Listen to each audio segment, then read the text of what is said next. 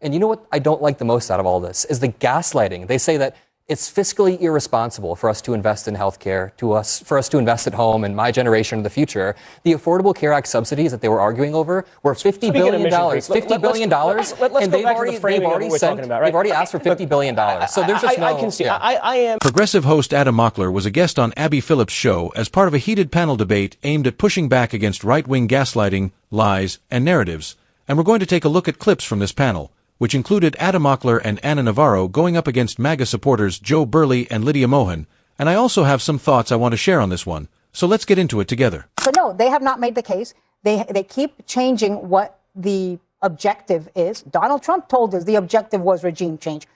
Lindsey Graham was out there on TV today saying that if there is not regime change, this is not a win. That we did not win if there is not regime change. Lindsey Graham is probably not the best messenger for Republicans right now. I think the point is well made. To your point, let's just play a little bit of Lindsey Graham just to Joe's point here.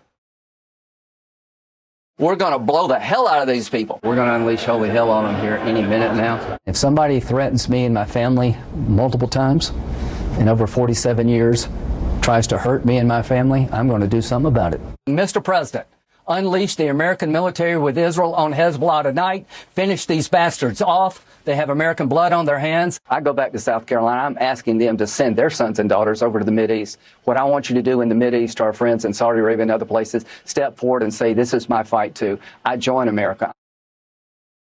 You may say he's not a good messenger, but Lindsey Graham spends a hell of a lot of time on the phone and in person with Donald Trump, plays golf with him, and it goes on Fox to give him direct messages, speak to camera, and say, Mr. President, do this and that. And we know that Donald Trump listens to people like Lindsey Graham. I think he's already facing a lot of backlash, especially after the Wall Street Journal report that suggested he was the one to try and push Israel to then persuade Trump. I don't think people are happy with Lindsey Graham right now. Lindsey Graham is still talking every single day, and he's still beating. Oh, honey, he'll be dead. And listen, but I think it's so fascinating because back in the day, Trump used to call Lindsey Graham and his ilk warmongers. Yeah. He used to suggest that it was like Dick Cheney and Lindsey Graham and a cabal together.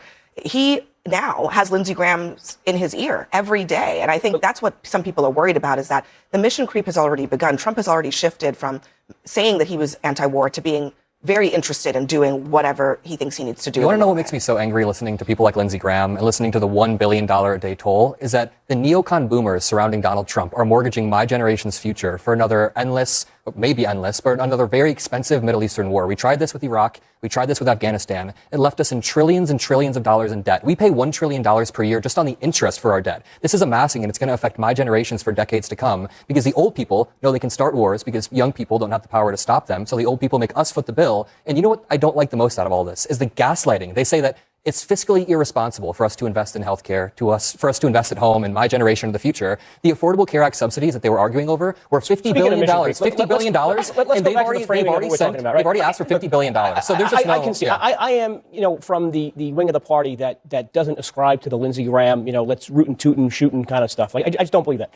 But the thing he said that we didn't put on the TV screen, and I think is very accurate, is that you can't allow a regime that routinely chants death to America to have enriched uranium. You can't allow a regime that routinely and often. But what if they do? What if they don't get the enriched uranium, which it seems like they acknowledge it's a problem. to lawmakers that they won't?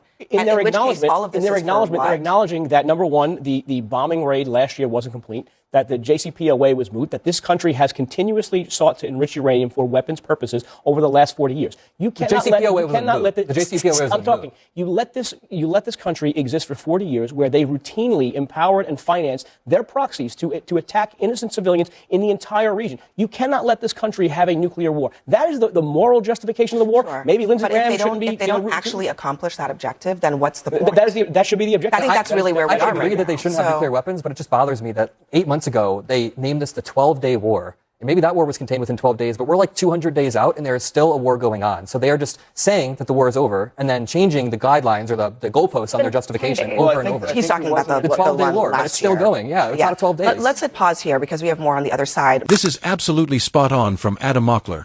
And I wish there were 100 more like him on cable news, going on all these shows to tell the truth and lay out the reality we're facing, because the American people and even some MAGA supporters, as you can see with Marjorie Taylor Greene, are starting to see cracks in the narrative, with people essentially saying the same thing as Mockler. Our country is spending trillions of dollars on endless wars, while Trump and Republicans repeatedly bragged about not just an $800 billion per year defense budget, or even a $1 trillion budget, but raising it up to $1.5 trillion.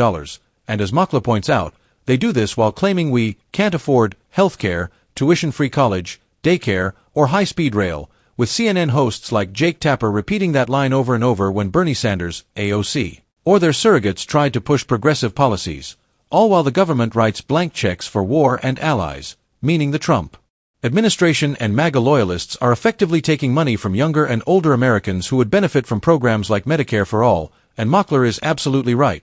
They are robbing the people, plain and simple, toe the party line, or they're already out of college but maybe want to help pay for their kids' college. Nope, nothing for anything at home, but a blank check for all these wars. And when Abby Phillip brought up Trump being called a warmonger or Lindsey Graham being called one and Trump criticizing Graham for it, we know that was all BS, just rhetoric to get elected, because Trump is every bit as much a warmonger as Lindsey Graham, Dick Cheney, or John McCain ever was, and yet MAGA supporters still push the idea that he's a peace president, that it's peace through strength, which is all nonsense, another scam, another Ponzi scheme. Especially considering reports about the billions wasted in the Pentagon in just 1 year on things like lobster, and it will likely take years, probably decades, after this vile administration is gone to even start accounting for all the money Trump, his family, Pete Keeger, Kristi Noem, and others stole from the American people.